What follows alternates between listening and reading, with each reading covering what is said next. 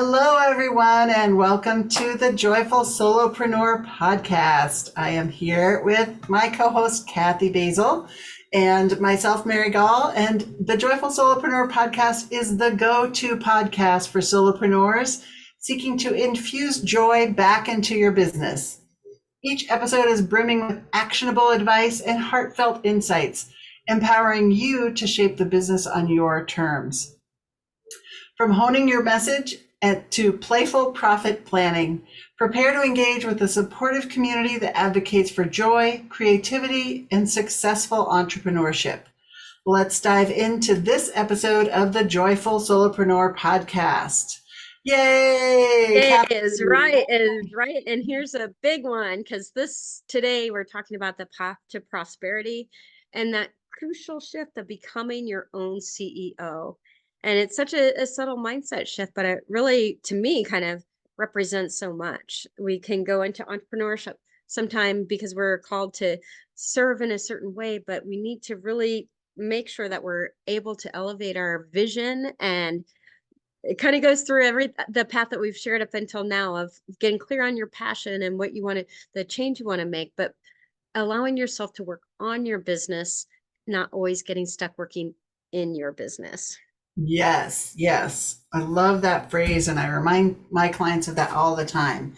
And myself, right? I'm an entrepreneur, so sometimes we get stuck in those patterns, right? And we're like, okay, wait a minute, I'm stepping into the worker mode, right? So this becoming your own CEO, the classic business book around that is E-Myth or E-Myth Revisited, right? Many people refer to that often, right? Where you're the technician, or you're the manager, or you're the owner, right? And when you get to the owner, the entrepreneur stage is where we want to go. But so many solopreneurs stay in that technician role. So we're still the ones delivering the service, creating the products, doing all of the roles, right? So it's funny. My dad used to say, some of the old generational kind of things of like, why pay somebody to do the things that you can do yourself? yes. And he was stuck in that. He was an entrepreneur, never a good one, but always an entrepreneur, and always trying to do his own brochures and all the stuff. I'm like, please, Dad, please pay somebody to do your stuff, Right. so that you're projecting that stuff. But he was never able to elevate himself higher, to think bigger for his business to become more profitable. Right, right. And sometimes when we calculate, if we have our own internal, hourly rate that we're thinking of, or if you've calculated out, this is how much I made, how many hours I worked, and so that equals this number, right? Whatever that number is, that's how we value our time, even though our time is much more valuable than that. And so sometimes we get stuck in that number, and then we look at what somebody else might charge us to do something, and they're like, well, that's more than I make per hour, right? So I'll just do it myself. However, if you paid somebody to do it, they're going to do it more efficiently, more professionally, most likely. And that frees you up to do the stuff that only you can do, right? That nobody else can do in your business, which is where that real CEO, when you drive the vision, when you drive, here's how I want to serve my clients, right? Even if you're a CEO of a solopreneur business, you can be CEO of your solopreneur business, right? You don't have to have a whole team of people underneath you. We're going to talk about teams in just a moment, but it really is a mindset shift. And so I went through that myself when I started my first business, right? I'd always been in the corporate world, had that corporate kind of mentality, and then got into my own business, which was a virtual assistant company. And I knew I needed to grow past myself and my own limiting capacity, right? There's only so many hours I could work during the day. I had to figure out a way to add more people, or add more time, add more capacity, so that when I was getting referrals, I would start to dread referrals. Like, oh my gosh, I cannot take on another client. Like I just cannot mentally take on another client. But you don't want to turn away business as an entrepreneur either. So it's like, what's the solution? So I needed to step outside of myself. I knew that there was a solution because I'd done that in the corporate world. That's what I did for a living, right? But I couldn't see it for myself in my own business.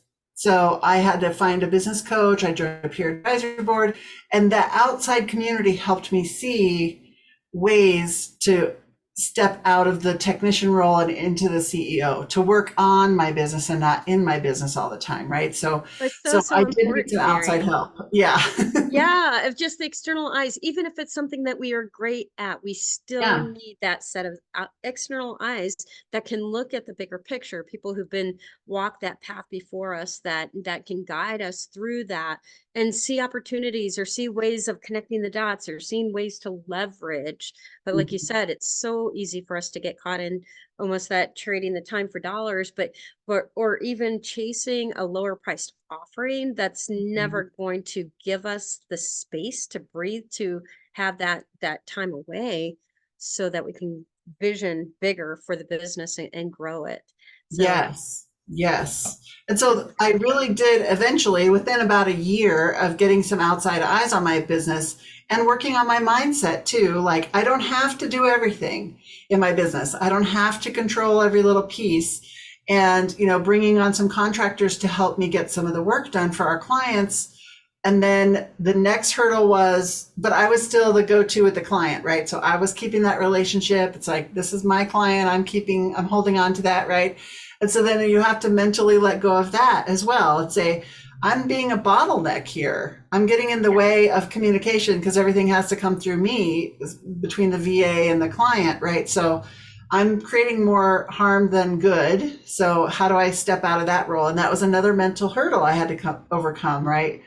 As an entrepreneur, is like, okay, I'm going to trust my client to this contracted VA, right? And let them work together. And I'm just here in the background if something goes wrong or if they need me to pull me in on the project. But I don't have to be involved in the daily work with that client, right? So that was another big hurdle for me to let go of and say, okay, it's still my business, but I don't have to know, I don't have to do all the work and I don't have to be a bottleneck in that client flow of work and communication. and huge because now you've gotten Yeah. to the point where like how much time do you spend on that business? Right. Not very many, a few hours a month. Yeah. And it runs itself. So really, unless there is a problem with the client, which that always, sometimes happens too, where you have to step in as the CEO and manage the situation, right? But it's pretty rare. And for the most part, once you get people onboarded and, then they're just working directly with my clients and I just review the billing and that's that, right? Which is nice. So but it took the first 2 or 3 years of my business to really learn to trust myself, find the other people that I could trust with my clients, figure out how to make that relationship work, both with my clients and with the VAs I was contracting. And then, really learn to step into that CEO role. Like what do I want my role to be in the business? I know I don't want to be doing that work, the VA work anymore. So what does it look like for me to have that business and not do that? Right. So I had to step out into that mindset of what it could look like and then start to build it from there.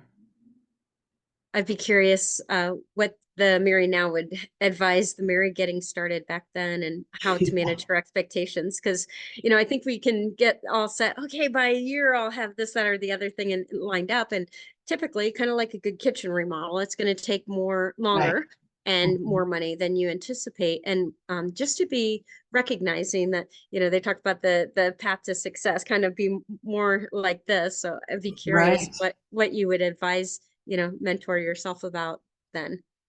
Yeah. I think one of the biggest lessons I learned, which goes back to episode 1 of the Joyful Solopreneur podcast, right, is connecting to the things that you're really good at that bring you joy. And so my pinnacle gift, as I shared in that episode, is to be a creative, thoughtful leader. So I am a leader. Typically, virtual assistants are not a leader, right? They are like, I'll take your plan and implement it for you, right? I have that skill set. I can implement things, but it's not how I would love to show up, right? As the leader, as somebody who gets to be creative, not just taking somebody else's plan and implementing it. And so I would find that I was doing that naturally with my clients anyway, saying, hey, let's do a little bit of strategy around this before we implement this or whatever, right? So I was doing that. And so that's when I launched the coaching business because that's what I really love doing. So, I probably would have, I still needed to make that transition, I think, at the beginning is going from corporate employee to owning a job that I created myself to being the owner of the company, right? I think you still have to go through those kind of trials, but I probably would have gotten there a little bit faster had I connected to what brings me joy earlier, right? I would have been able to maybe And your transition. highest gift, just like you said, just Yeah, because we're good at that, because I have a lot of technical skills, so I can do right. that Yeah, me stuff. too. Like we can And get a lot of stuff done, right? But it yeah, doesn't necessarily bring us the most joy. Yeah. yeah. And thinking of, I like to think in terms of service, like what is the greatest service that I can do for clients? And that's really helping them to dial in on their passion and see that bigger vision and help them simplify this stuff so that they've got more time to connect to their joy. So what a great it, and just recognizing that that's part of all of our learning and evolving. We're a personal growth cycle Yeah. is to allow ourselves that time to grow into. And I like to early on, it took me a stretch to think of myself as a thought leader, but what would it take for you to see yourself as that? One of the best questions I heard that helped me to make that shift is somebody said, if you were already today that version of you, the CEO that's already running $1 million business, what decision would you be making? So would it be a big Mhm. deal to hire, another VA or a accountant or, a marketing person or salesperson? What Right. decisions would you be making?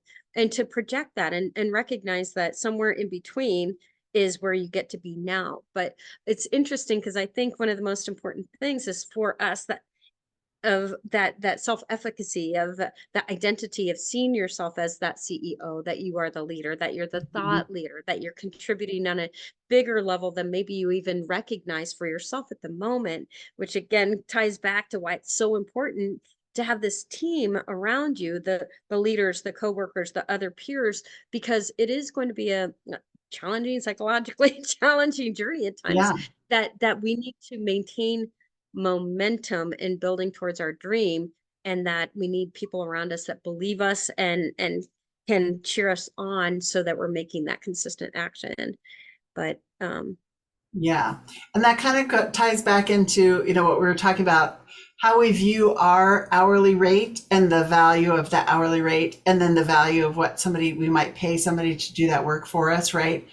But if you're really connected to your CEO, you might be charging this amount, an hourly rate if you're, working one-on-one with clients.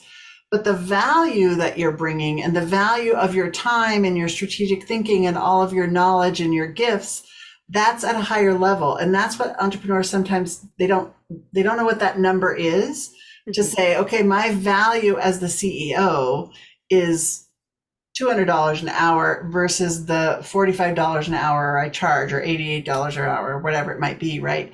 So they're not seeing the full value of their time and the potential of what they could create if they had that time and energy back by outsourcing something to their team that can get it done, right? Um, so that kind of brings us into building your part-time team. So this podcast is all about the joyful solopreneur, right? Kathy and I are both solopreneurs. We have teams of people that support us, but technically it's just us in our business, right? We don't have employees.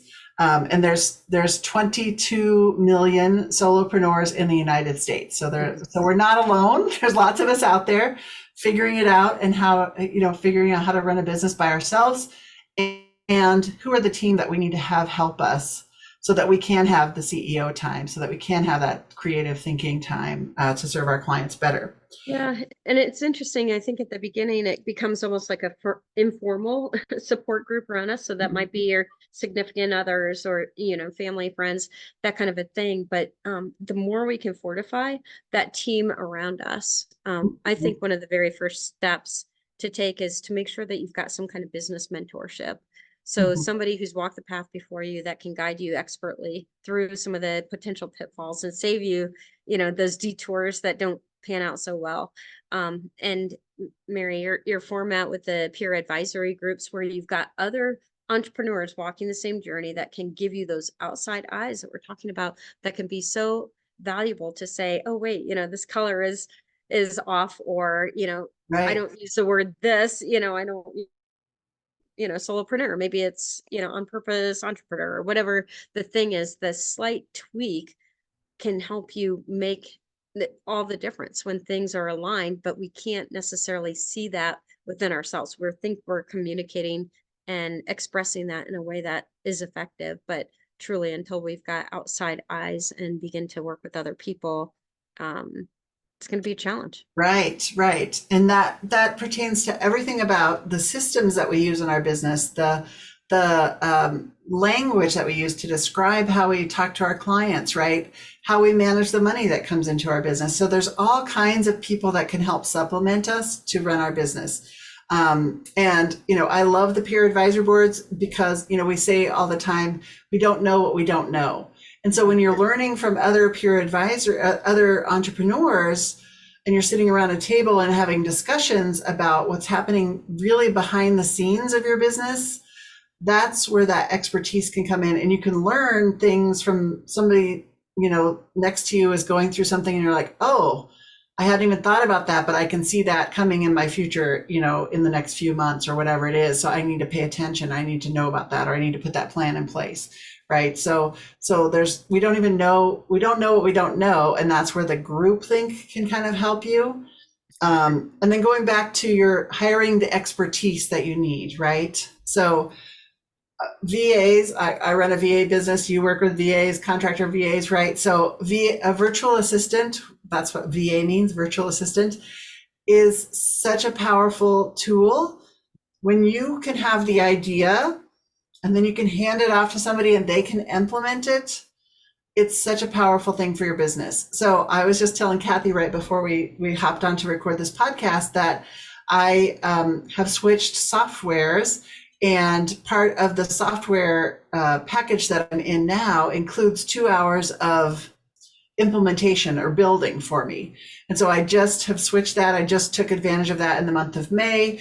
And it was so nice. Like, here's all the details about this. They built the funnel for me, built all the landing pages, the emails, all of that stuff. And it was just done. And I just can't tell you what a relief that is as a small business owner. And that's what a good VA can do for you, to really help you. If you say, here's what I want to do, and they can say, okay, here's how we can do it. Or I can take that and implement it for you, right?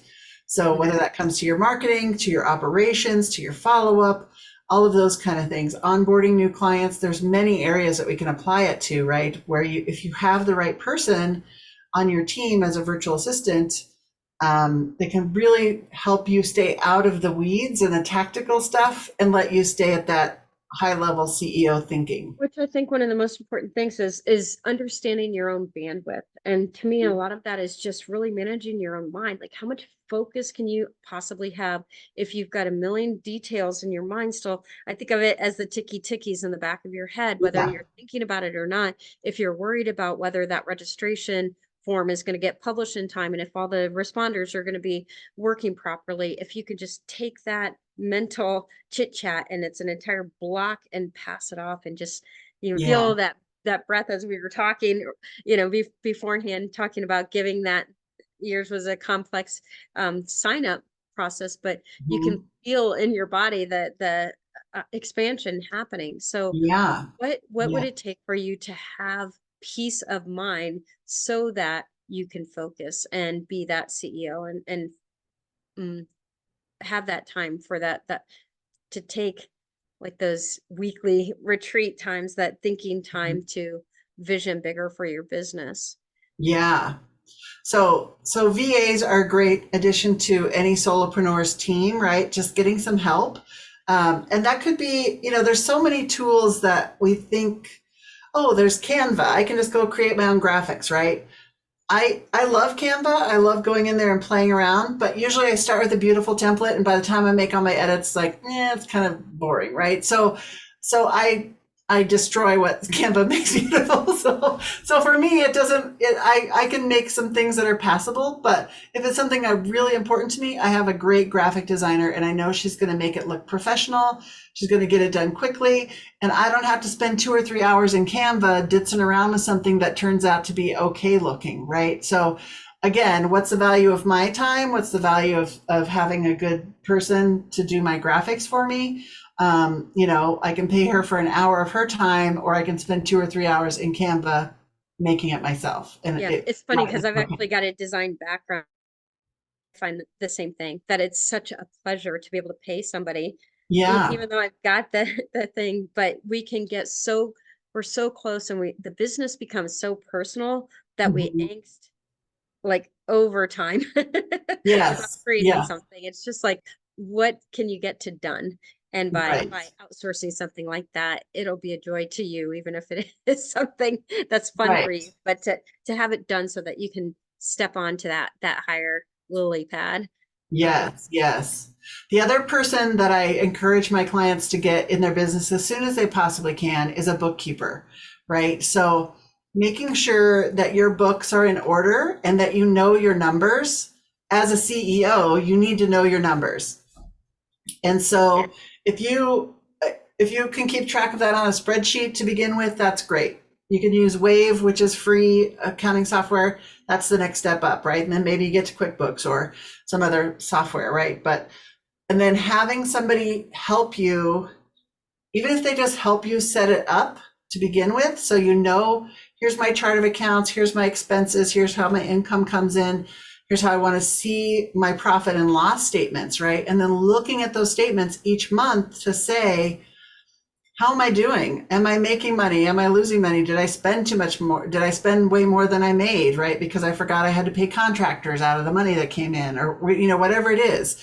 So really having a good set of books, and if that's not your strength, outsourcing that to somebody. There's amazing bookkeepers of all levels out there, right? So somebody who can just reconcile for you, and you can print out your own reports, all the way to people that can prep and file your taxes for you. So you can choose your adventure there, but I think it's just so vitally important for CEOs to know their numbers of what's happening in their business. And if that's not your strong suit, a good bookkeeper can help you understand the numbers that are coming into your business. Yeah, let's infuse a little bit of this joyful thing too, because Yeah. I think a lot of us have a certain mental resistance to looking at the numbers or the sales or whatever that is. But the numbers, what if we looked at the numbers as a way to actually bring more spaciousness and joy into your business? So there's always the 80-20 rule, that 80% of your profit is going to come from 20% of your efforts. So what if you can make a mental game out of it to say, it's almost like Easter egg hunting, or like searching for the gold kind of a thing. It's like, Yeah. okay, where's the gold in this number? And understanding, where am I spending my time versus where is the revenue actually coming through? Maybe there's loads of things that you thought, because we're doing it from in here, we think is going to be of value to our clients, but we end up spending all this time for this little bit, where all of a sudden it's like, oh, wait a second, I'm spending the more money, back to that hourly wage kind of a thing. Like, Mhm. where are you getting the closer to your $250 an hour kind of number? So what if this could be joyful, and you get to offload huge chunks of the load, so you got more freedom, more joy, more, just service. How do you get to bring your Yeah. highest gifts? And that's Yes. where we find fulfillment, I think, is bringing the highest level of your gifts to the people that it's most meaningful to you. Yeah, I love that. And I know many entrepreneurs don't like to look at their numbers because they just look at their checkbook balance or their bank statement balance, and it's like, oh, there's still money in there. I must be doing something Yeah. right, right? But really knowing, how does your revenue come into your business, right? What, and having it broken down. That's where a good bookkeeper can help you say, what's your coaching income? What's your workshop income? What's your this service? Here's all your products. How much money is coming in for each one of those products? And maybe some of them are more profitable than the other ones, right? So it can become this little joyful treasure hunt. Like, here's the thing I really love to do, and it's profitable. And how do I expand that, right? Or it's not profitable. So how do I take what I love about that and package it with something that is more profitable for my Or business, right? just like you did with your Yeah. whole business. It's like, this is profitable and it can be done by somebody else. And now Right. look how profitable it is for you. hardly works on her Right. business. She's got an entire business that almost runs itself. Like how Yeah. much fun would that be for you? Yes. Yeah. So yeah, knowing your numbers is key. And even though you don't want to look at them sometimes, think of it as an adventure, right? What can I learn from these numbers? So bookkeeper, VA, bookkeeper, a coach, I think a business mentor is really powerful. Being a coach, a business coach myself, I obviously think that's powerful, but just knowing the conversations I have with my clients and the value that they get out of having that conversation and having another set of eyes on their business, another person to talk through their plans with and just kind of occasionally poke holes in them or add to them, whatever that is, it's really valuable for especially solopreneurs to have that person.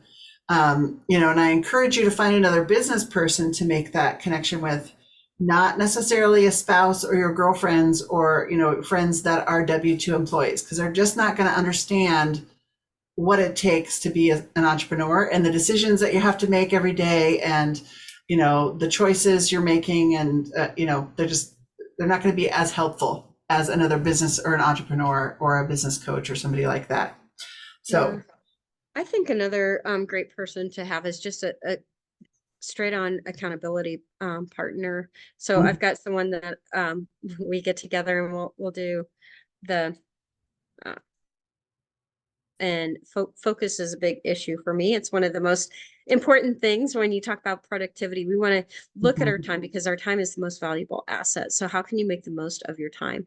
And you and I love the timers and doing pomodoros and that kind of a thing. But honestly, focus for me is one of the biggest challenges. So just having someone that I come together and do accountability with, whether that's oh, in a formal program like peer advisory, but I'm a part of a mastermind group and I've got somebody individually. So what does your ideal team look like? Where do you need fortification in that process? How is your focus? Some people, very few, 5% of people can take something, run with it, implement it. Mary, you might actually be one of that 5%, I would say. yeah, yeah. I'm not. And so knowing that about myself, I get to implement. And it's kind of funny. I noticed when working with having VAs working for me, it almost becomes part of that accountability, because if I say on Right. Monday morning, you're going to have the content that you need for the newsletter for the week. Now I got to show up and have that done. Whereas when we're individually, it's easy to allow one thing to slip from one day to the next because we don't have that external eyes on us, or the deadline that's pending. Yes, So, yes. So that deadline slip or deadline creep, as I call it, right? So it's like, oh yeah, the deadline was March 1st, and then it's June 1st already, and we still haven't done it because nobody really knows the deadline except us, right? So that starts to erode our self-confidence and all of those other consequences of pushing those deadlines out. So again, accountability partner is a great option, but your VA can be, or your bookkeeper, right? They're going to ask you questions so that they can reconcile things. So you're going to have to get them statements or whatever it is, right? So there's some accountability built into all those pieces of your team, which is so how about powerful. a collaboration partner like you and me when we got together Yes. as networking partners and reconnecting after a time? And then we both had said that we were interested in doing a podcast, but it's laborious. There's a lot to do, lots of moving parts, and it sparked for both of us to come together and do it in this way. And truly, we had busy schedules and we were Yeah. dedicated to the dates that we had set. And it's been so joyful and such a pleasure to do this with you, Mary, and so Yeah. fun to watch how easily and joyfully it came together, because we have our separate gifts that she did the production operation side of it. I did some of the design, and the other thing that we got to collaborate, and that's joyful for each of us to bring our Yeah. ideas together. And I mean, look what we've created. It's been very valuable, I think, and it's been a Yeah. complete joy to do. So it's brought energy to the rest of my business because I look forward to this, and I've got something shiny that I get to share with my audience. Right, right. I love it. I love it. Yeah, and there is some accountability built into, we made the commitment, and so now we're honoring that commitment to each other by getting these things recorded and getting them out there. You mentioned focus quite a bit, and so we decided when we were going through our topics for today, what we are going to talk about, that there's so much around time management for solopreneurs that we're going to pull that out into a separate podcast and make it a bonus podcast, because Joyful Solopreneur is just a pop-up podcast, 9 episodes, and then we're done unless we really hear a lot of noise from you guys that you really want some more information from us. But there was enough there that we thought, instead of trying to cram it in 2 or 3 minutes during this episode, we're going to create a bonus episode all around our favorite time management tools for entrepreneurs and solopreneurs. So stay tuned for that. But we'll kind of wrap up today about. Wait, we can't. We've missed out on one of my favorite time-saving things, which is ChatGPT. Oh, And, yes. well, whatever AI. Honestly, guys, we are on the brink of one of the most biggest innovations to be able to leverage your individual time. I think they're saying that some of the next billion-dollar companies can be run by 3 people because of the advantage that AI can give us. I happen to go deep with one that I choose, which is ChatGPT. And when you look at the amazing time savings that you can get from this kind of a thing, I would say that you can potentially save upwards of 80% of your content management creation time once you invest a little time up front, go deep with one of the tools like that, and have this become your personal assistant before you can even afford your first VA. Yeah. So ChatGPT, Yes. just think of it an entire marketing or operations assistant. It can help in things related to invoicing, to customer service, to budgeting, to market research, to Yes. sales, to but certainly marketing content is the biggest thing that I think you can save a bunch of time. Visibility is going to be one of your biggest assets in getting your message out and attracting the clients you're meant to serve. And there's nothing like AI to become the most efficient outputter of that Yes. information. So embrace it. I don't know where you Yeah. are with it, if you've dived in, but I guarantee you the direction, the innovations that are coming, just being popped out. When we're recording this, ChatGPT, the 4.0 version came out, and the new the next step is going to be able to speak and have a dialogue with your AI, and Yeah. the potential that has for you to strategize around your business, get insight, and I mean, it's just off the charts valuable. So Yes. that's kind of like where I come in. I can help you to understand exactly how to put that to work for your business, and have a host of VAs that can support you in the implementation outside of it. But just that word implementation, I think, is such a huge one in this topic, because we can have the best intentions. And Mhm. what's so important is really for us to build in, and just like you said, with the, whether it's the financials, but really understand how well are you performing against what you said you were going to achieve for this week. Mhm. How efficient are you being, and how much are you implementing? Because we think we can do it all, but truly the most important thing is going to be building that momentum towards the posts that you've set for yourself, the targets that you've set. And we were talking about consistency versus action. You don't want Mhm. to every once a week run a marathon. It would be much more efficient to every day. What is your daily output, and what can you achieve in the week? And we tend to what is it? We overestimate what we can do um, in a year, Yeah. but underestimate what we can do in a longer term than that. So to really Yeah. get clear on what those things are. One of the books that I love, Mary, I don't know if you've read the 90-day work, no, the 90-day year, where rather than setting yearly goals, it's getting clear on what we can achieve this month. So what is the team that you need to support you in that? How are you executing as compared to those goals, and to really get clear, okay, how can I fortify my efforts, both with my own focus and managing my own time, but what team and what guidance and what support do I need beyond that? Right, right. Yeah. So I'm part of a 12-week year sprint. I do Sweet. this several times throughout the year where it's 90 days, right? 12 weeks, where we really say, what are the 2 or 3 things max that I want to achieve by the end of this 90 days? And that's where your focus is, right? And so as entrepreneurs, our list gets longer and longer, right? And so it's really hard, especially for me. That's the hardest part, is what are the three things, just narrowing it down to three things, because there's so many things we want to do with our business, right? So that's again where having this team around you can help you set those priorities to say, what is really going to move the needle for me? What are the three things I'm going to work on that'll move the needle in my business?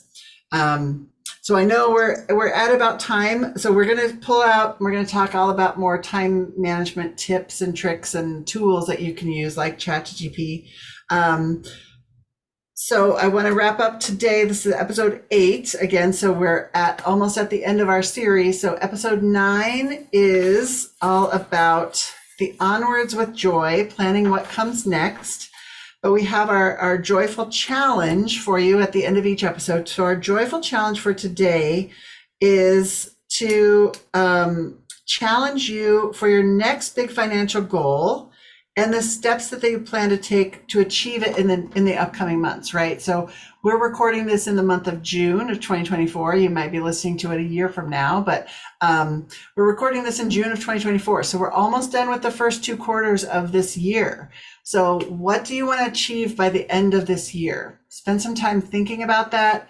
What do you want? What kind of joy can you bring into your business by the end of this year, right? How can you build your business around more joyful practices for yourself and that bring more joy to your clients?